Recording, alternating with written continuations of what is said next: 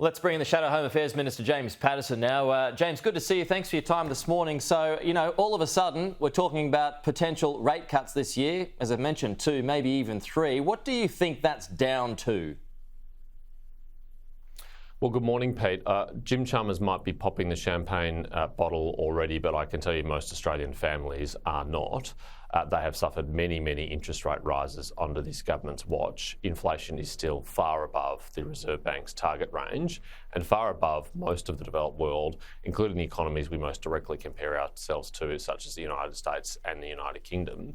And on this government's watch, Australians have suffered one of the largest declines in real incomes in Australian history. They've been absolutely smashed by those interest rate rises and mortgage repayment increases, by bracket creep, which is a stealth increase in their income taxes, and by other rising costs of living and inflation. And it is really hurting them. And the average Australian household in the last 18 months has lost more than $8,000 in real disposable income, about an 8% reduction in their household income. So that's why people are struggling right now.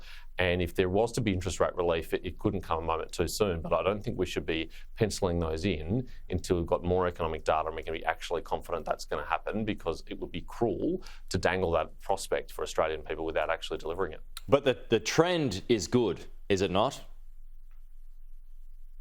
Well, inflation is still increasing. It's just increasing at a slower rate than it was in the previous quarter at over 4%, and it is still hurting Australian families.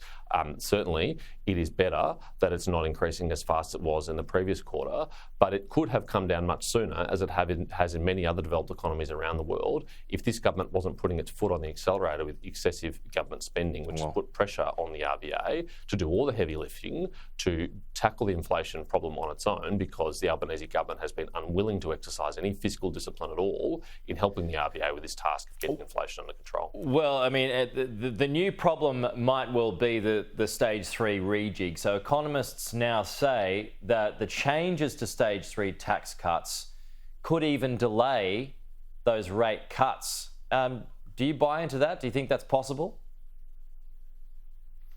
I think that's a very real risk with the haphazard economic management we've seen from Jim Chalmers and the Albanese government. I mean, this is a government which takes with one hand and gives back with the other. It has been taking by stealth, through bracket creep and inflation, for years, a very significant increase in income taxes. It's returning a little bit of that in its revamped stage 3 tax cuts, broken promise lie. And actually, Australians are still going to be worse off even after the stage 3 tax cuts, thanks to the election of the Albanese government, which is totally contrary to the promises that the Prime Minister made when he ran at the last election. And so if this revised tax cut program makes it even worse, by delaying reduction in inflation and therefore delaying reduction in interest rates, Australians with mortgages are going to still be much worse off under this government. With that said, are you inclined to support the stage 3 changes?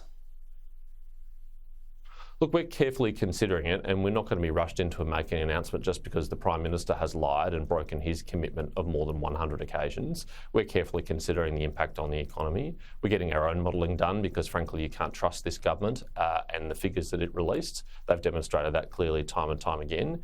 And in due course, we'll be making an announcement about what we are going to do. The principles we'll be guided by are the fact that the Liberal and National parties always seek to lower taxes for all Australians at every opportunity. We also think you should keep your election commitments, and we think that the policy in this country needs to be fiscally responsible, and they'll be the 3 things which will guide our response. Okay. James Paterson, good to have you with us as always. We'll talk to you soon.